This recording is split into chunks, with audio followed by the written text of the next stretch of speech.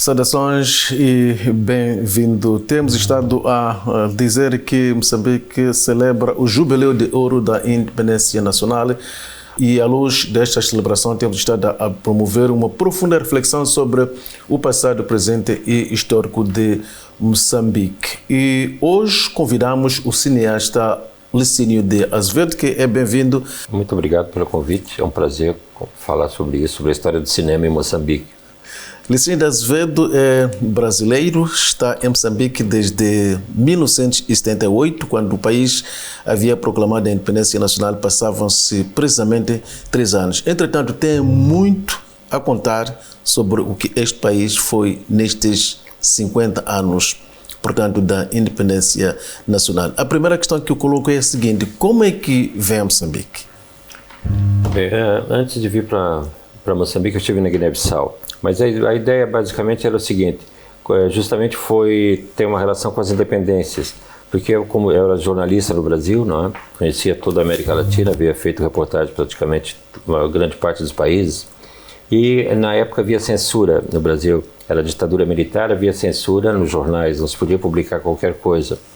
E um dos pontos, dos temas proibidos era justamente a guerra pela independência na época, colônias portuguesas em África. Era proibido qualquer notícia, publicar censura militar, proibia que se divulgasse informações.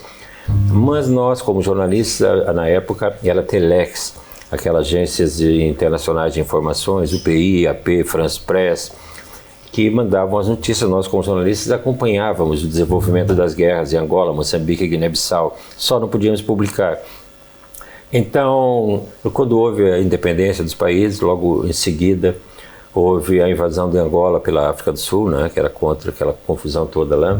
E eu disse, não, agora eu já conheço a América Latina, havia feito reportagens sobre revoluções, golpes de Estado e tudo isso, quero aproveitar para conhecer o outro lado, os meus irmãos africanos, que eu acompanhei a guerra pela libertação através das notícias, não é? E agora eu quero lá conhecer, ver pessoalmente. Então pensei inicialmente em ir para Angola, queria fazer reportagem sobre essa invasão sul-africana.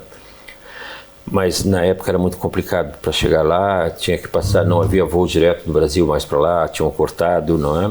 Como parte dessa política dos militares e tudo isso, então tive que ir, tentei ir através de Lisboa, mas era impossível conseguir chegar a Angola na época.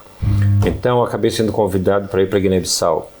Não era logo depois da independência, era princípios de 76, para fazer formação de jornalistas. Quem o convida para Guiné-Bissau? Estava lá em Portugal uma pessoa enviada pelo Ministério da Informação da Guiné-Bissau à procura de pessoas, um jornalista ou dois, para levar para lá para fazer formação de jornalistas. E por acaso eu conheci, era amigo de amigos meus, e acabei sendo convidado para ir para lá no jornal No Pincha, que é No Pincha Avante, né, em frente. Era um jornal semanal que saía duas ou três vezes, acho que 2 ou 3 vezes por semana, não era semanal, para fazer formação de jornalistas, não é? E ao mesmo tempo fazer o jornal, não é? Então eu aproveitei esse período, não é? Viajei várias vezes com o Luiz Cabral, na época, pelo país, fazendo reportagens para o jornal também, para esse jornal guineense, e recolhendo histórias. Comecei a recolher histórias sobre a guerra pela independência, fazendo entrevistas com guerrilheiros, com pessoas que combateram, não é? Pela independência. E escrevi um livro, quando saí de lá, eu escrevi um livro que foi publicado no Brasil, a Guiné-Bissau da Nova África, Diário da Libertação, o título principal, que era Histórias pela Guerra pela Independência. Esse livro foi publicado no Brasil, e aqui então, quando foi criado o Instituto Nacional de Cinema, logo depois da independência, podemos falar disso depois, eu fui convidado para vir para cá para fazer um trabalho semelhante, não é? Foi escrever histórias sobre a guerra pela independência, mas que no caso era para ser utilizadas para ser feito filmes, para roteiros, guiões para filmes. Quem o convida para vir para Moçambique? Foi através do Instituto Nacional de Cinema, não é? Mas através do Rui Guerra. O Rui Guerra estava vindo para cá, que é o cineasta moçambicano conhecido internacionalmente, não é? O famoso cineasta que nasceu em Moçambique, mas vivia no Brasil, viveu quase toda a vida no Brasil, ainda vive lá. E ele vinha para cá para ajudar essa estruturação do Instituto Nacional de Cinema, com vários outros cineastas famosos do mundo inteiro, como Godard, e vários outros. E então ele conhecia esse meu trabalho e sugeriu que eu viesse para ele fazer filmes, não é, de ficção sobre a guerra, que o objetivo dele era ficar aqui e fazer cinema eu pensei na época, a história principal era a Guerra pela Independência. Não foi difícil vir para Moçambique sendo estrangeiro nessa altura? Não, eu já tinha vivido na Guiné-Bissau, não é? Eu já conhecia a metade muitos países, não tive problema nenhum. Não teve complicações para obter o visto? Não, eu era convidado do governo, então vim diretamente, não teve problema nenhum. Na época nem havia relações... Não, o Brasil foi um dos primeiros países a reconhecer a independência de Moçambique, já tinha embaixada aqui, mas na época o visto eu acho que era dado no aeroporto, alguém que te recebia, eu já não recordo direito, faz quase 50 anos, o jubileu já de ouro também. Então não houve problema nenhum, foi tudo um entrosamento, foi muito rápido, não é? Mas eu cheguei aqui e fui logo enviado para Cabo Delgado, para Alto de Moeda diretamente, quase depois de poucos dias aqui, que era onde eu iria recolher essas histórias pela Guerra de Independência. Então, eu fiquei lá cerca de 3 meses, trabalhando com uma equipe, não é, de moçambicanos, pessoas lá da informação, lá de Cabo Delgado. Eu lembro que tinha uma mulher que fazia nossa segurança, das forças de defesa, como é que chamava-se? Como é que chamava-se na época? Eu não me lembro. Era esse setor das mulheres no exército, né, que tinha participado da guerra. Destacamento feminino. Destacamento feminino. Tinha participado na Guerra pela Independência, era destacamento feminino, e me acompanhou juntamente com o tradutor e mais isso, aquilo outro, que só se falava Maconde, né? Durante 3 meses, recolhendo histórias sobre a Guerra pela Independência. Então foi uma experiência extraordinária, não é? Essas histórias chegaram a ser publicadas? Essas histórias foram publicadas. Em que formato? Na época até livro foram publicadas. A ideia não era publicar um livro, era para o cinema, foi utilizado para o cinema. Não é? Foi a base do primeiro longa-metragem de ficção feito em Moçambique, que é O Tempo dos Leopardos, sai dessas histórias. Mas foi publicado na época via editora Tempo, que além de editar a revista Tempo, tinha uma editora que publicava livros. Então foi publicado 2 volumes, Relatos do Povo Armado, dos 2 volumes, cada um com essas histórias da guerra, volume 1 e volume 2. E na época era uma coisa, edição de livros aqui, como toda a política cultural da época, não é? Tanto no cinema como na área do livro e do disco, era uma política extraordinária. Então aqueles livros foram publicados, 25 mil exemplares, me parece, cada edição. A primeira edição, o primeiro volume, 25 mil, o segundo volume, 20 mil exemplares. E era vendido muito barato, qualquer pessoa tinha acesso ao livro na época, né? Atualmente, uma edição de livro em Moçambique são 500 exemplares, custa 20, 30 vezes mais, não é? Então foi uma experiência extraordinária, e algumas coisas divertidas. Por exemplo, meu primeiro contato, assim, inclusive lá em Cabo Delgado, foi muito interessante, porque eles não estavam habituados a ver brancos lá. O branco era o inimigo, era o exército colonial, não é? Então, a guerra havia acabado pela independência há pouco tempo, 2 anos mais ou menos. Então, naquelas zonas, era praticamente o primeiro branco a aparecer naquelas aldeias todas. No Land Rover, cheio de moçambicanos, né, com mais 5, 6. Mas eu logo notei uma confusão que bastava entrar numa aldeia, as crianças corriam aos gritos, se esconderam no mato. Iam se esconder no mato gritando. Aí eu perguntei para eles, começaram a rir. Ali no carro, eu perguntei, mas o que se passa? O que estão a gritar? Muitos brancos, muitos brancos. Quer dizer, era só eu, mas para eles já era muitos, porque não viam, né? O branco era inimigo, era o soldado colonial. Então a primeira reação das crianças era fugir para o mato, se esconderem. Tinha que chegar lá, falar com o chefe da aldeia, dizer, não, esse aqui é o Licínio, veio para fazer esse trabalho justamente sobre a guerra pela independência, né? Ouvir histórias do povo, de antigos combatentes. Então foi uma experiência muito interessante. E saiu esse livro, que ainda hoje encontra-se como uma edição muito grande, um livrinho fininho, assim, um castanho, capa castanho e um verde. Eu encontro aí nas esquinas, nas ruas, nos passeios, eu sempre encontro algum exemplar ali e compro, tenho uma pequena coleção desses livros lá em casa.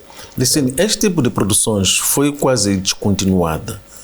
Não acha que havia muito mais ainda por recolher, produzir e divulgar? No contexto da história da luta armada de libertação de Moçambique. É verdade. Naquela época foi o único livro que saiu com esses relatos, justamente chama-se Relatos do Povo Armado. Será que se escutou a recolha de toda a história de Moçambique do ponto de vista da luta de libertação nacional? Eu acho que nem pensar, mas agora já estamos muito longe disso, né? Mas há várias pessoas que participaram e que escreveram suas memórias depois, não é? Mas um longo período se passou. Nesse tempo foi realmente só isso que foi feito, essa recolha dessas histórias que eu fiz, e que deu origem ao Tempo dos Leopardos, que foi a primeira grande produção de ficção moçambicana, uma coprodução com a Iugoslávia, né? O realizador era iugoslavo. Também posso contar histórias muito divertidas da minha, como fui com o Luiz Carlos Patraquim trabalhar na Iugoslávia na escrita do guião, não é? Foi muito interessante. E depois foi feito o filme Moeda, Memória e Massacre, do Rui Guerra. Não é uma história, sobre uma peça de teatro que faziam na época, relembrando, não é, o massacre que houve em Moeda há muitos anos antes. Então foi basicamente feito isso, muito pouca coisa foi feita, né? Porque o cinema, na época, eu falo mais do cinema, não, havia um trabalho enorme a ser feito, não havia televisão no país, não é? E então o cinema tinha que preencher todo esse espaço, as salas de cinema. Na época, ao contrário de hoje, o país era cheio de salas de cinema, só em Maputo havia mais de quase 30 salas, todas as capitais provinciais tinham salas de cinema, que eu digo com uma programação diária, cinema mesmo, não é? E tinha que, além dos filmes que vinham de fora, que era feita uma seleção, não é? Tinha certo tipo de filme que não podia passar, não interessava, não é? Do ponto de vista cultural e tal, não sei do que. Era importante preencher esse espaço de notícias. Não havia televisão para as pessoas ouvirem notícias do país, era só rádio. Então, os nossos líderes da época, que privilegiavam muito esse aspecto cultural ligado à política e tudo isso, foi criado, privilegiaram no Instituto de Cinema o documentário. Fazia-se basicamente só documentários, ficção era uma exceção, foram 2 ou 3 exceções em 15 anos. E havia o Cuchacanema, que era um jornal de atualidade que na época substituía a televisão, porque eram notícias do país inteiro que passavam nas salas de cinema antes do filme principal, cerca de 20 minutos, não é, de noticiário. Então me lembro que havia muita gente que ia ao cinema, não tanto para ver o filme, para ver o Cuchacanema, para se inteirar do que acontecia no país inteiro, porque fora o rádio era a única maneira de se ter imagem do país, não é? Exceto fotografia no jornal e tal, e na época não havia jornais, era só o jornal Notícias. E para além das salas de cinema, esses conteúdos eram também difundidos em locais, em vários bairros, sobretudo da cidade de Maputo? Sim, havia tudo isso, havia salas nos centros comunitários, né? Nos bairros onde se projetava filmes, e havia o cinema móvel, que era muito forte na época, que havia no país inteiro, não? Uma grande quantidade de viaturas que iam apresentar os filmes nas aldeias. Então havia realmente um movimento bastante forte de produção de documentários, né, mostrar a nossa imagem para o povo, porque a ideia era essa.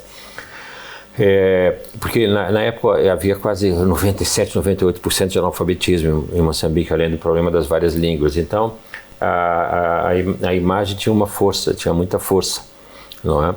E hoje não tem? Hoje é completamente diferente. Aquilo que se fazia na época, documentários para salas de cinema, para mostrar nas aldeias e tal. Hoje isso já não existe, a televisão cobre tudo isso, não é? Mas não chega aonde se chegava, não é? Porque tem certas aldeias aqui onde no interior não há televisão, praticamente são muito poucos, não é? Então tinha um papel importante, havia o cinema móvel que levava o cinema, e havia nos bairros, eu me lembro do Lene, projetava-se filmes no Lene, lá no centro cultural, centro comunitário, não me lembro como chamava isso na época. Então mas era uma política, porque era importante na época, porque o colonialismo, a gente conhece a história, né? Dominava devido à divisão, não é? Dividindo línguas diferentes aqui, de línguas diferentes lá. No Moçambique não era conhecido praticamente como uma unidade, né? Como o país é conhecido hoje. Então isso trouxe muitos problemas para a pós-independência nos países africanos, né? Línguas diferentes, culturas diferentes dentro do mesmo país levaram a guerras intermináveis internas, como existe até hoje no Congo, Burundi, houve isso, aquilo outro, Ruanda. Congo Democrático. No Congo. Então o cinema foi usado, pensou-se como um instrumento, não é? Além de cultural, político também, não é? Para preservar a unidade da nação, mostrar para uma pessoa do norte, através do cinema, imagens do sul, dizendo, vejam lá, esse é Maputo, Lourenço Marques é a nossa capital, não é? Mostraram Niassa, mostraram imagens de Niassa e Maputo para o povo inteiro, e superando esse problema da língua, não é? Da questão da alfabetização, capacidade de leitura. Porque o cinema móvel, por exemplo, quando passava os filmes, havia um tradutor, alguém que estava traduzindo na língua sempre aquilo que era dito. Na época não se podia fazer um Cuxa-Canema, por exemplo, um noticiário para o cinema em 30 línguas diferentes, é impossível. Ficaria caríssimo, era falado na língua do entrevistado, do interveniente, não é? E com tradução em português, mas lá na hora sempre se fazia. Então o cinema teve um papel fundamental, foi uma visão política, não é? Muito luminosa, muito clara na época do papel fundamental que o cinema tinha para a preservação da unidade nacional, para a divulgação da cultura moçambicana, né?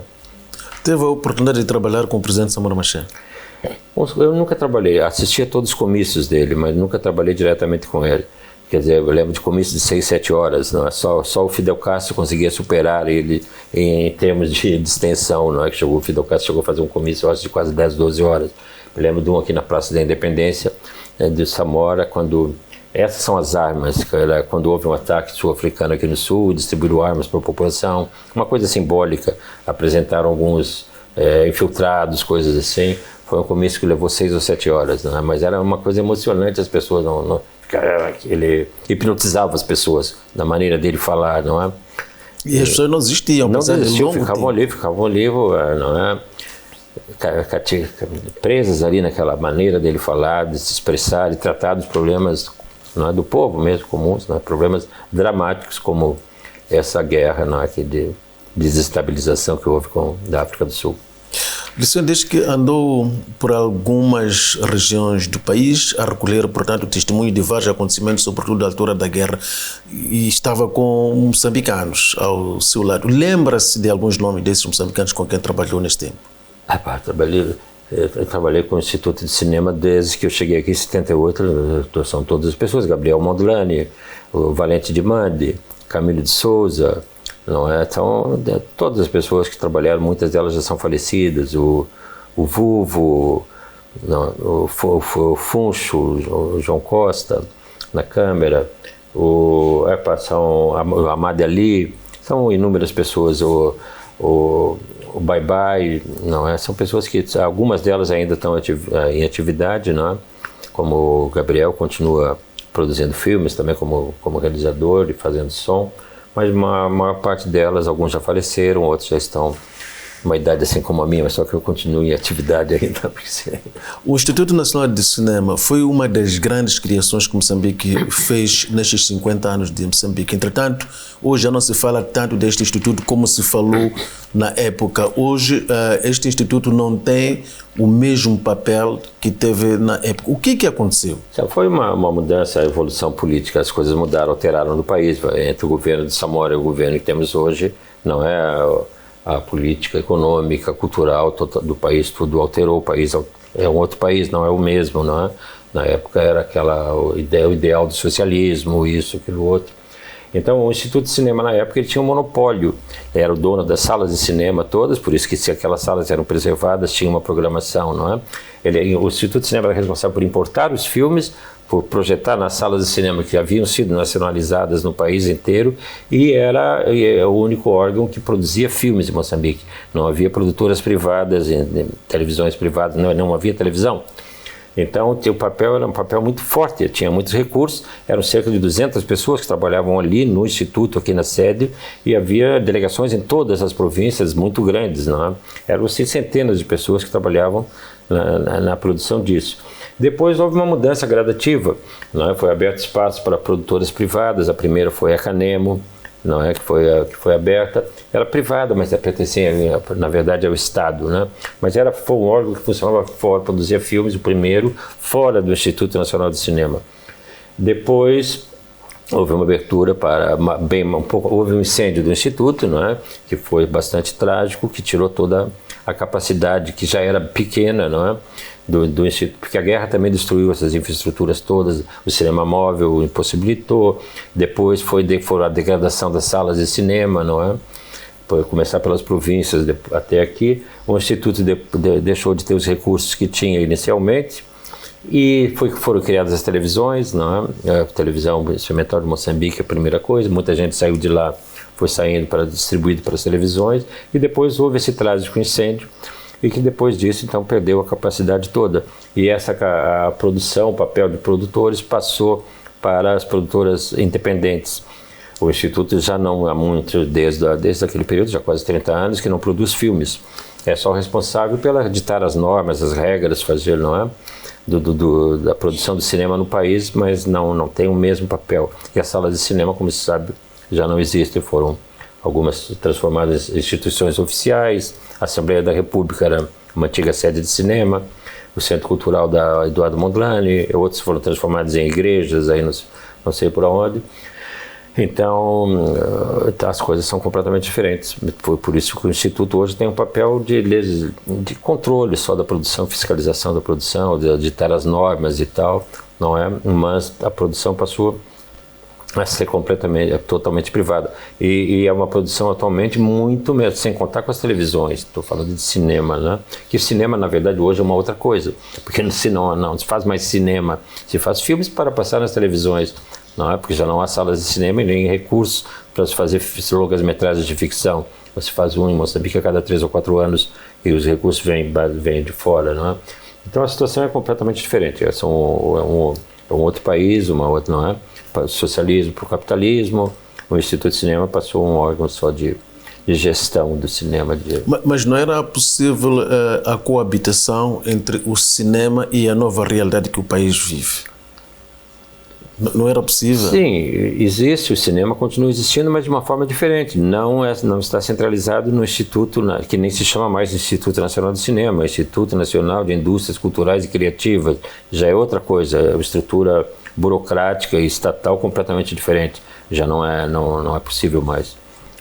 Licínio Azevedo, quais são os grandes marcos que gostava de destacar neste longo percurso de Moçambique independente? Passam-se quase 50 anos. É verdade que veio cá, o país já estava independente há 3 anos, mas viveu um longo tempo desta época da independência que estamos a celebrar hoje. Olha, é bastante difícil de dizer. O grande marco foi realmente a independência, não é? Toda a política que se seguiu, não é? Relacionados praticamente ao ensino, saúde, não é? Ensino e saúde foram as duas grandes políticas da época, promoção da agricultura, não é? Mas na época houve uma coisa muito que deixou de existir, estava relacionado com essa política, aquelas aldeias comunais, não é? Então a mesma questão da agricultura era completamente diferente, porque era tudo mais ou menos coletivo a produção, havia muitas cooperativas e tal, e tudo isso se alterou com a mudança, a evolução política e econômica, digamos assim, política e econômica do país. Mas realmente um dos grandes... o problema é que tudo praticamente depois desse curto período, que não é muito rico em todo ponto de vista, do pós-independência, logo após a independência, começaram logo a questão da guerra. Primeiramente foi a questão com a Rodésia, não é? Que mesmo a Rodésia lá em cima, mas destruíram pontes aqui em Chocwe. Aqui fizemos muitos documentários sobre isso, aqui no sul, em Gaza, não é? Logo depois, quando houve resolveu esse problema do Zimbábue, da Rodésia transformou-se em Zimbábue, continuou, não é? Com a questão da África do Sul, não é? A guerra de desestabilização daqui, que foi uma catástrofe para o nosso país, porque e tudo isso levou ao que hoje se chama de guerra civil, que se chamou a guerra civil. Na verdade, foi uma coisa que começou na Rodésia e depois, não é? E na África do Sul. África do Sul do Apartheid. Da África do Sul do Apartheid, claro. Então levou uma desestruturação total, uma destruição total do país, todo aquele sonho da independência, aquelas coisas bonitas que se via, todos sonhavam no começo, não é? Aquilo foi por águas abaixo, não é? Então um grande momento que houve, eu acho que desses anos todos, foi o acordo de paz que foi feito, não é? Que acabou de uma certa maneira, não acabou, mas acabou teoricamente com a guerra civil no país. É um dos grandes momentos, porque a situação foi terrível, né? Então aquele momento inicial de euforia do pós-independência, todas as coisas bonitas, aquelas políticas cultural, política de saúde, não é? Um posto de saúde em cada aldeia, as comunais foram criadas para isso, para facilitar justamente esses serviços sociais, não é? As pessoas não viviam em aldeias juntas, não é? Trabalhavam coletivamente, tinha o centro de saúde, tinha a escola, tinha todo o atendimento. Mas alguns setores criticaram bastante esta filosofia de aldeias comunais. Sim, tudo sempre se critica alguma coisa, tudo é criticável, não é? Mas havia coisas boas lá em Cabo Delgado, as aldeias existem até hoje, as que vêm, não é? As pessoas vivem, são aldeias lindíssimas, ruas bem traçadas, aquelas casas, isso vem vem das aldeias comunais, não é? Mas aquela zona também foi um pouco, não houve esse problema com a guerra que houve, foi mais aqui para o sul, não é? Todo mundo pode criticar sempre qualquer coisa. Podiam criticar as políticas de Samora por isso e por aquilo, como se critica o governo hoje por isso e por aquilo. Quer dizer, a crítica faz parte da democracia. As pessoas também, aquilo foi uma experiência que foi tirada lá das zonas libertadas, estendida para o país inteiro. E possivelmente essa zona, os rurais não estavam preparados para isso, porque os camponeses estavam habituados a ter a sua própria machamba, viver separado, viver longe, não é? E houve a criação de muitas aldeias comunais em Gaza, que inicialmente começaram a funcionar muito bem, mas depois começaram a ser justamente um alvo da guerra, né, que destruíram as aldeias comunais. Então passou a ser até um perigo viver nas aldeias, ficaram continuamente atacadas. Fizemos vários filmes, documentários sobre isso na época, muitos. Reportou a Operação Produção? Eu não trabalhei diretamente nisso, na Operação Produção, mas foi feito alguns trabalhos, né? Mas isso, na época, ainda nesse período, era tudo muito institucional, não havia censura, mas tinha que ser bastante enquadrado os trabalhos, não havia censura? Não havia censura, porque eu posso dizer, nenhum trabalho meu nunca foi censurado, foi criticado sim, porque eu lembro que a produção do Instituto Nacional de Cinema na época, o problema é que não havia censura porque havia uma linha muito clara e as pessoas que estavam lá dentro trabalhando no Instituto de Cinema trabalhavam dentro daquela linha porque tinham interesse, vibravam com aquilo, trabalhar na consolidação da independência do país, unidade nacional, pela cultura moçambicana. Primeira vez, né, no período colonial não havia nada disso, né? Então, no Instituto de Cinema não se fazia nada sem uma grande discussão entre os trabalhadores. Não é? Tu tinha um projeto de filme, tu não podia chegar, tem que apresentar para a direção, não era assim, não. Você tinha que fazer uma reunião com todo o pessoal que trabalhava lá da produção, da área criativa e tal, e discutir aquele assunto, não é? Aquele tema. Só depois deles aprovarem é que tu podias fazer aquele trabalho, não é? Então não havia censura, você próprio. E depois, quando começou a questão da guerra, a guerra impõe uma censura, é óbvio. Você não pode publicar informações que vão favorecer o inimigo. Então a censura era feita pelos próprios trabalhadores, nós próprios. Portanto, não havia censura, mas havia autocensura. Havia uma autocensura, digamos assim, não é? A autocensura era positiva? Eu acho que naquele tempo era muito positivo e obrigatória, porque você estava cercado de inimigos, tu não podia dar armas para os inimigos. Não é? E como é que olha a abertura para o mundo da comunicação social na atualidade em Moçambique, 50 anos depois? São coisas completamente diferentes. Eu acho que segue os padrões a abertura, mundiais. Digamos, começa até com a aprovação da Constituição de 1990, que traz consigo o multipartidarismo em Moçambique. Tudo quase muda. Sim, mas eu já não me lembro exatamente. Já havia só a televisão estatal na época, né? Foi depois que começaram a abrir. Eu acho que corresponde aos padrões internacionais de uma democracia, não é? A liberdade tem de abrir um órgão de informação, uma televisão, uma rádio, um jornal. Não é? Eu acho que funciona bem, funciona como em qualquer país do mundo. Alexandre Azevedo, como cineasta, como jornalista, o que acha que aconteceu em Moçambique, tirando a guerra? O que acha que aconteceu, mas que não devia ter acontecido? Que não devia ter acontecido? Meu Deus do céu. Eu não sei dizer assim que não devia ter acontecido. A morte de Samora, por exemplo, acho que não devia ter acontecido. E voltando atrás, a morte do Mondlane também, mas ainda antes da independência não deviam ter acontecido, né? Essas são as coisas más. Depois foi basicamente o país teve todo condicionado o desenvolvimento do país pela guerra. Sempre foi uma guerra atrás da outra. Nós vivemos em Moçambique em guerra desde 64, quando começou a guerra pela independência, né? Numa zona do país, inicialmente. Depois o problema com a Rodésia, depois a apartheid. Quer dizer, a guerra foi sempre o grande drama do país. E hoje temos o terrorismo na província de Cabo Delgado. Por isso que eu digo, a guerra não parou desde 64. Quantos anos? São 50 anos de guerra também. Não, 60, porque não estou falando de independência. 10 anos, o começo da guerra pela independência. Mas isso não é motivo para comemorar. 50 anos vamos comemorar, não é? Mas há 60 anos que o país está em guerra. Houve com pequenos momentos, logo após a independência, que deixou de haver guerra, mas havia tantos outros problemas, que os colonos que abandonavam o país, sabotavam aqui indústrias e coisas do gênero, não é? Que a economia praticamente parou, teve que ser reiniciada de zero, não é? E aí essa parte rural teve um papel importante, que justamente que vem lá, o seu coração era as aldeias comunais, aquela produção, o pouco que o país produzia vinha de lá, porque não havia importações aqui na região, não havia relações, tudo isso. O país o desenvolvimento do país não só foi condicionado pelas guerras que se seguiram depois da proclamação da independência nacional, como também pelas mudanças climáticas. Olhemos as cheias de 1977, o país só tinha 2 anos depois da independência, e mais tarde, em 2000.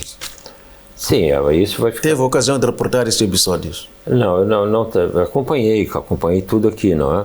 Mas não fiz trabalho diretamente sobre isso, mas lembro perfeitamente, eu acho que foi a primeira, que ela saiu uma criança em cima de uma árvore. Isso foi em 2000, aqui, a Rosita. Foi a Rosita, foi a Rosita que foi aqui em Gaza, não é? Em Gaza, sim, na Praça de Gaza. Eu lembro disso, não é? Mas não cheguei a fazer nenhum trabalho de cinema, nos filmes sobre isso. Porque eu, na verdade, eu comecei a fazer filmes como realizador bastante depois. Não é? Inicialmente eu só escrevia, trabalhava como escritor, não é? Para o Instituto Nacional de Cinema. Isso foi só uns 10 anos depois que eu comecei 10 anos depois de entrar no mundo de cinema pela escrita, que eu comecei a fazer a realização de filmes. Então eu acompanhava as equipes muitas vezes, mas para fazer era o trabalho de escrita, não é? Porque na época fazia-se um documentário bastante tradicionais, não é? Fazia as entrevistas, tinha que ter uma narrativa, não, uma narração que ligasse as coisas, e mesmo o guião era feito no momento. Não era como se faz, como eu faço atualmente, que eu vou primeiro fazer uma longa pesquisa e tal, não é? Eu lembro de um trabalho importante que fizemos, mas não é relacionado com Moçambique, de certo sim, porque fomos filmar a guerra em Angola, a segunda invasão sul-africana, não é? Que foi em 82, me parece. Foi o Valente, o Funcho, não é? O Camilo de Souza e eu, fomos lá para o sul de Angola, aquela política dos países irmãos e tal. Fomos prestar nossa solidariedade fazendo um filme, e aí sim estivemos no meio da guerra, no sul de Angola, cada um vivia num buraquinho, assim, dormia num buraco cavado no chão, durante o tempo todo que estivemos lá, que foi cerca de 10 dias. Quais são as frentes que acha que mais se destacaram pela positiva nestes 50 anos da independência, incluindo, evidentemente, a sua frente que é de cinema? Quais são as áreas que acha que mais se destacaram de forma particular? Falando da área cultural? Sim. A cultura é uma área que se destaca sempre, muito rica. A literatura moçambicana, não é? Nós temos autores inquestionáveis, não é? Uma grande obra literária, múltipla, variada, não é? Com muitos autores. E também na área das artes plásticas, não é? Desde lá, Malagatana, Chissano, não é? Todos o Ida-se, tudo que se seguiu a isso, a Reinata Sadimba, já fiz um filme sobre ela também, Mãos de Barro, e fizemos um filme sobre Malagatana também, nós da Ébano. E essa área é bastante rica na área, pintura, artes, não é? Escultura, literatura, bastante literatura, não é? E também na área do cinema hoje, temos grandes problemas, quer dizer, por um lado não existe aquele órgão que geria a produção do cinema, que financiava, que era o Instituto Nacional de Cinema. Hoje é necessário buscar recursos fora, não há fundos praticamente para cinema ainda, que é muito pequeno, que existe, muito esporádico. Mas há um grande número de jovens hoje que tem a iniciativa, porque hoje o equipamento pode-se fazer filmes, claro, como não temos salas de cinema, para salas de cinema não poderia, porque é um grande ecrã, tem que ter uma qualidade extraordinária, câmeras caríssimas, mas hoje é possível fazer filmes, curta-metragens, sobretudo, com menos recursos, com equipamento bem mais barato, muito mais acessível. Então há muitos jovens hoje, isso se vê claramente, muitos jovens que gostam de cinema, querem fazer cinema, que têm, por iniciativa própria, não é, fazem seus filmes. É uma produção bastante grande de curtas-metragens, sobretudo hoje em Moçambique. E como eu dizia, a grande dificuldade tem a ver com a insuficiência ou mesmo a escassez de recursos para produzir filmes. Exatamente. Como é que consegue contornar? Porque não estão completamente parados. Isso não se contorna. Esses jovens cineastas, eles fazem com recursos próprios praticamente, ou com muito pouco dinheiro, não é? Usam, às vezes, até um telefone celular, que não é aconselhável, porque a qualidade é muito pouca, muito baixa, né? Mas usam equipamento muito barato para fazer filmes e com poucos recursos conseguem fazer um filme de 5, 10 minutos.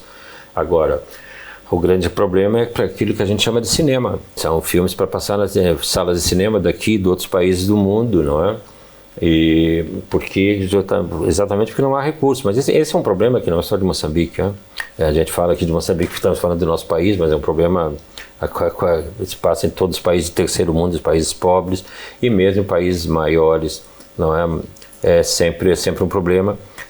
Mesmo o Brasil, para os cineastas, depende de fundos do Estado para fazer filmes, não é? Aqueles subsídios, o Instituto de Cinema, não sei, e coisas assim. E aqui o grande problema é esse, que não há recursos para esses trabalhos maiores, não é? Nós temos que concorrer sempre, trabalhar com produtores de outros países que tenham fundos que não é, que englobem os países, um país como Moçambique, como por exemplo tem o fundo do Instituto do INAC, não sei como, o Instituto de Cinema Português, que é um fundo para os PALOPs, uma vez por ano, eles entram com um valor X, para uma produção de longa-metragem num país sul-africano de língua portuguesa, não é? Mas fora isso é muito difícil, por isso que em Moçambique se produz uma longa-metragem a cada 3 anos, por aí mais ou menos. Não é? Nunca é bastante difícil, não é? Justamente, mas isso é em todos os países, não é só os países mais pobres. É um fenômeno universal. Sim, tu tem nos Estados Unidos que tem aquela indústria de cinema que é uma coisa, não é? Mas mesmo lá tu vai ver, porque não são todos que conseguem. Não é? Para cada um que faz ou consegue fazer um filme, tem 10 ou 20 ou 30 que não consegue. Não é? Mas esse é um problema de Angola, um problema da Guiné-Bissau, um problema mesmo de outros países, como o Brasil, por exemplo, que tem muito mais recursos, tem um fundo de cinema extraordinário, mas que esteve condicionado na época do governo anterior, que cortou esses subsídios todos para a cultura. O cinema brasileiro praticamente parou nesse momento com a nova gestão política, a nova política cultural, não é? Está sendo disponibilizado de novo esses fundos que são bastante grandes, não é? Porque o país também, o Brasil, estamos falando de um outro tipo de país, uma outra economia. Licínio disse que o cinema sofreu uma grande concorrência do desenvolvimento tecnológico, aí estamos a falar do surgimento da televisão. Entretanto, Moçambique tem grande parte da sua população no meio rural, que tem outro tipo de necessidades. Acha que o cinema continuaria a ter o seu papel para explicar muitos fenômenos que acontecem neste país, explorando inclusivamente as línguas locais? Sim, eu acho que sim, mas teria que haver... Através da televisão chega-se, dos canais de televisão, a quase todo o país, não é? A pequenas... Mas nem todas as televisões usam línguas moçambicanas. Esta é uma grande limitante na difusão da mensagem. Mas isso é muito complicado, porque tu está fazendo um programa para uma zona, mas a zona ao lado já não entende, a província ao lado não entende. Isso vai ser uma limitação sempre. Quer dizer, é uma vantagem do cinema móvel, que ainda existe, Cinema Arena, lá através da Amocine, Associação Moçambicana de Cineastas. Mas é uma coisa muito menor, muito mais restrita, são 2 ou 3 viaturas só, que tem alguns programas mais ligados a trabalhos educacionais e tal, e que se deslocam. Há pouco tempo estiveram em Manica agora, não é? E que lá sempre tem um tradutor na hora que faz a tradução simultânea, não é? Porque são muito poucos filmes maiores falados em línguas locais, são muito poucos. Eu tenho, por exemplo, Desobediência, que é um filme, documentário de ficção que eu fiz há uns 15 anos já, que passa justamente em Manica, Sussundenga, não é Sussundenga, a Vanduzi, ali à direita, Vanduzi, quando vira para subir para Tete, e que é falado totalmente em língua de lá, não é? Quando passamos na televisão esse filme aqui, não é? Tem que tem subtítulos em português, da mesma maneira quando passa em outros países tem em inglês, tem em francês, seja lá no que for. Mas ali foi muito bom, porque eles projetaram esse filme agora há pouco tempo, numa campanha relacionada com a agricultura que estão fazendo lá na zona, cinema móvel, e a população adorou, porque é falado na língua, não precisa de tradução, todos ali compreendem a língua. Então, é uma questão, 30 línguas quase diferentes do país é muito. O país é vasto e é complexo. Eu acho que os canais de televisão deveriam ter algum horário especial, não é? Noticiário todos em língua local. Ou isso cabe apenas à televisão pública? Não, acho que cabe a todos que queiram, que tenham iniciativa, que queiram fazer para chegar lá naquela zona, não é? Se pudesse ter um programa semanal mesmo, que seja um resumo, não é? Uma CUA, toda uma vez, não, 1 hora por semana, outra em Maconde, outra não sei qual língua daqui, Sena, não é? Shona, seria importante, não? Nas televisões nacionais, vai ter um espaço, um horário diário, digamos assim, não é? Com uma língua, dirigido por uma língua, isso é importante. Estamos a celebrar os 50 anos da independência nacional. O que Moçambique, Licínio Azevedo, gostava de ver daqui em diante? Pensando agora no futuro do país, tendo em conta o contexto atual do qual partimos. Eu vou dizer que o que eu não gostaria de ver, mais crianças, estudantes sentadas no chão, nas salas de aula, debaixo de árvores, tendo que girar em torno da árvore, em volta da árvore, para continuar com a sombra, dependendo do movimento do sol. Gostaria que houvesse professores suficientes e bem formados, porque o futuro depende dessas crianças que estão estudando, que estão na escola hoje, não é? São muitas, mas as condições são péssimas, não é? Gostaria que houvesse uma saúde pública abrangente, mais abrangente, né? Os problemas da saúde resolvidos, e que houvesse um incentivo para a produção agrícola, que é a base da sustentabilidade do nosso país, não é? Não é produção mineira aqui ou lá que vai resolver o problema do país, não é? Mas é a agricultura, uma agricultura sustentável, e com um grande desafio são exatamente as mudanças climáticas, não é? Isso nós estamos vendo no mundo inteiro, não é? De repente lá na França já produzem, a produção do vinho cai porque a uva já não aguenta o calor, isso, aquilo, outro, não é? Então é isso que seria o país, eu acho que um país com agricultura bem desenvolvida, com ensino, não é, com condições para todos e abrangente, não ensino privado, não entra em contradição com o ensino privado, mas tem que ser o ensino público, não é? Ensino público e saúde também, que não entra em contradição com a saúde privada, nos hospitais privados, mas tem que haver, não é, um atendimento de saúde abrangente para a população moçambicana. Isso eu gostaria de ver, desenvolvimento, criarem condições, a educação, saúde e uma agricultura que se desenvolvesse corretamente, estradas sem buracos. Licínio Azevedo quer resgatar o sonho de Samora Machel em relação à educação, em relação à saúde. Não em relação a Samora Machel, eu acho que qualquer ser humano pensa nisso. Isso é o normal, querer para o país que as crianças estudem e que tenha atendimento de saúde razoável. Isso não é sonho de Samora. Acho que o Samora, não é, tinha um sonho abrangente comum ao ser humano que ele era, bem intencionado, não é? Mas isso a gente deseja, qualquer um deveria desejar isso. Não é simplesmente pôr dinheiro no bolso, ficar rico, às custas do povo, da pobreza em geral. Nesta lista, portanto, do que o Licínio Azevedo gostava que a nossa criança no futuro tivesse, podemos acrescentar a problemática, por exemplo, da rapariga, sobretudo no meio rural, que passa por situações extremamente dramáticas. Sim. Gravidezes precoces, uniões prematuras, crianças, rapariga que é impedida de ver o seu sonho realizar quando não pode ir à escola. Sim, mas isso está relacionado com o ensino, não é? E o atendimento, a falta do atendimento médico também leva as pessoas a fazerem consultas aí um pouco, às vezes, obscurantistas. Não tem nada contra os curandeiros que tratam as pessoas na medicina tradicional, ervas, isso, aquilo, outro. Mas há no meio muitos oportunistas e obscurantistas, não é? Licínio Azevedo gosta de seguir a política, interar-se do que os políticos fazem. Eu gosto de seguir o que acontece no mundo inteiro, vejo noticiário todo dia do que acontece no mundo e o que acontece em Moçambique diariamente. Não esquecer que a minha formação é de jornalista. Eu fui jornalista durante muitos anos, estudei jornalismo na universidade, fui jornalista durante muitos anos no Brasil também. Fui para Guiné-Bissau como jornalista, estive na Europa como jornalista, mesmo em Moçambique fiz jornalismo. Nesses tempos iniciais eu era correspondente de alguns jornais brasileiros. Então acho que seguir a política é como seguir a informação. Uma pessoa que não é informada não funciona bem, eu acho. Não vejo noticiário. Como não vejo noticiário?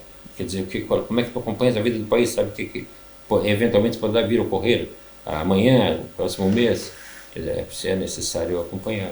Eu faço a pergunta porque nos grandes marcos que assinala do país nestes 50 anos, não falou, por exemplo, do facto de o país, a partir de uma certa altura, nomeadamente a partir de 1994, ter passado a realizar eleições gerais multipartidárias de 5 em 5 anos. Começou este exercício, não mais parou. O que isto lhe sugere? Não, é uma prática normal, não é ao contrário do que está acontecendo na Venezuela nesse momento, que houve eleições, tudo isso, mas os resultados dos votos ninguém sabe, as atas das urnas, né, não foram divulgadas, quer dizer, não adianta só fazer eleições, quer dizer, é que realmente tem que ser uma prática, cada 5 em 5 anos, porque nenhum país está livre de surgir, de haver um golpe, tantos países africanos nesse momento, e estão os militares no poder, ali na Burkina Faso, isso, aquilo outro, vários países ali, não é? Então, isso tem que ser reforçado, tem que ser, exatamente no período indicado, tem que haver essas eleições multipartidárias, e é importante também que haja uma alternância, não é?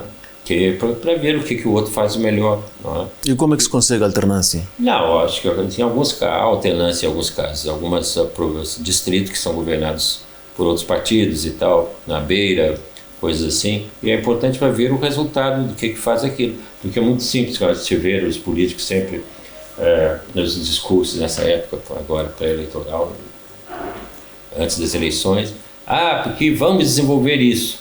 Isso não é nada, tem que dizer como vamos desenvolver, como é que vai se implementar a agricultura, que tipo de política, com que financiamento, com que dinheiro, não é? Exatamente. Em geral, a gente ouve coisas muito amplas, muito abertas, onde não há nada de concreto. Não é? Vamos fazer isso, vamos incentivar os jovens, mas como? Quer dizer, concretamente, eu acho que falta bastante, que eu gostaria de ver nessa área de política, em eleições futuras, a apresentação de programas concretos em todas as áreas, concretos, não é boas intenções, a nossa intenção é fazer isso não interessa, não é? E fundamental, quer dizer, que eu gostaria de ver esse país desenvolver-se.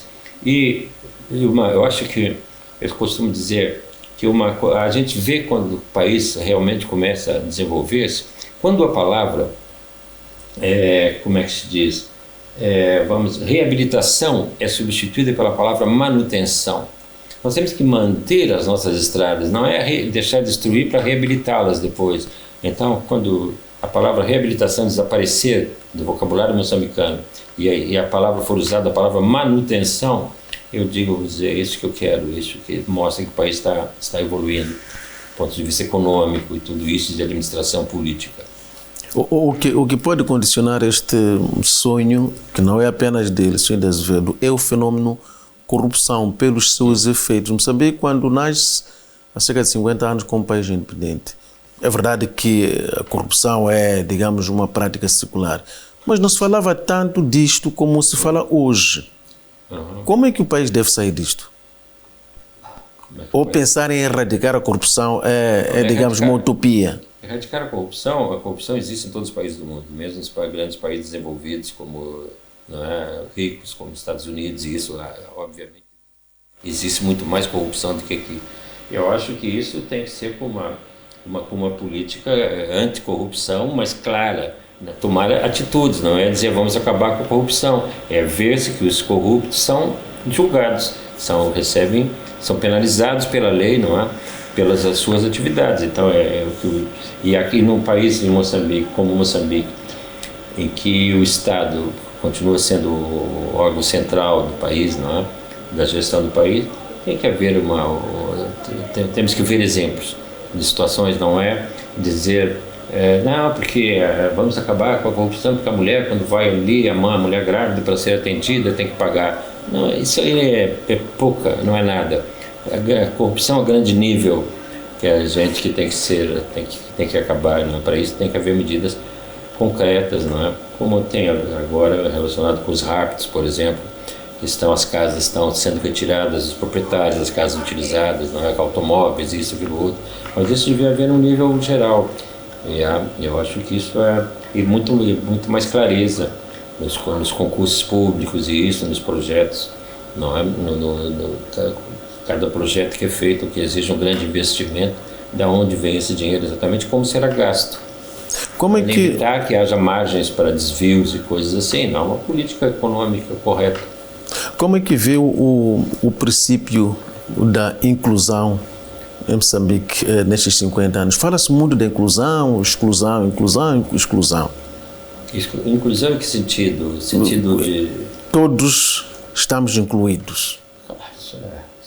Não sei se eu diria que isso é política, que isso é vamos resolver o problema dos jovens, quer dizer, tem que mostrar realmente que estão incluídos, né? E aí tu fala do caso das raparigas aí, né? Que não estão incluídas. Se é obrigada a casar com 15 anos, a opinião dela não vale nada. Ou menos. A opinião dela não vale nada, não é? Mas é aí que entra o ensino, esse papel importante da escolarização, do ensino, não é? E da saúde também, porque na saúde também há esse diálogo, essa preocupação. Acredita na justiça social em Moçambique? Eu acredito na justiça social no mundo, é o que me rege a minha vida, é a esperança de que a justiça social evolua, não é? E tal, mas nós no mundo inteiro vemos, evolui em certo momento, depois volta atrás, evolui, volta atrás, não é? Mas eu espero que esse é o objetivo da minha vida, ver a justiça social, ver as coisas que beneficiam o povo, não é, acontecer, no caso específico, o que beneficie o país, Moçambique, a ser um país melhor, onde haja mais igualdade social, não é? E não haja essa disparidade tão grande entre pobres e ricos, não é? Que é uma coisa enorme se ver carros aí de luxo na rua e pessoas que não têm como ir de um lado para o outro, não é? Depende ver um transporte público que funcione, não é? Além do mais, além do que eu falei de escolas, saúde, transporte público, as pessoas poderem se movimentar, ir para o seu local de trabalho, não precisar enfrentar longas bichas ali à espera de um chapa, depois ir de pé amontoada para voltar para casa cansada, sai de casa às 5 da manhã para ir trabalhar, chega em casa de volta às 8, 9, 10 da noite, não é possível. Lucinda Azevedo, vamos terminar a nossa conversa e vamos permitir que, bom, não tem sido hábito, mas vamos permitir que dirija uma mensagem especial aos moçambicanos no âmbito das celebrações destes 50 anos da independência nacional, olhando sobretudo aquilo que é, digamos, o seu maior sonho para este país no futuro. Como eu disse, o sonho maior é justamente a justiça social, né? E que desenvolvimento do país. E é fundamental nesse momento acabar com a guerra em Cabo Delgado, porque eu acho que há muitos interesses obscuros, aí, além do islamismo e tudo isso, eu acho que há interesses, por que isso surge em determinado momento lá no norte? Quando começa justamente a exploração do gás e isso, não é, naquela zona do norte, quer dizer, quem é que... Eu acho que há interesses aí obscuros de alguns outros grandes produtores, não é, do Médio Oriente, daquela zona, que não estão interessados em que Moçambique desenvolva, não é, que seja um concorrente na produção de gás e petróleo. Então é fundamental que essa guerra, que esse problema seja resolvido, não é? Já devia ter sido resolvido no início, não é? Porque costuma-se o mal, a gente fica mais fácil acabar com ele quando ainda é pequeno, quando não se desenvolveu. Nesse momento a situação é bastante complicada, mas é fundamental, não é, para os 50 anos de Moçambique, que a guerra em Cabo Delgado acabe, que seja, não é, que toda ameaça desse islamismo, fundamentalismo, não é, fundamentalismo islâmico desapareça. E está relacionado, pelo que eu penso, também com situações econômicas e políticas. Para si, o terrorismo na província de Cabo Delgado tem uma mão externa? Obviamente que tem uma mão externa. Grande parte de muitas pessoas envolvidas lá vem de outros países. Agora, vi uma notícia na África do Sul há pouco de que um campo de treino onde foram presos 95 líbios. Quer dizer, isso vem da onde? Isso vem até outros países envolvidos, mão externa, claro, não é interna, não é, também envolvimento interno, mas isso não é tão importante como o envolvimento da mão externa, a mão externa do mal. O cineasta Lucinda Azevedo foi nosso convidado para esta reflexão no âmbito das celebrações do Jubileu de Ouro da Independência Nacional. Muito obrigado pelo calor da sua audiência e fique bem.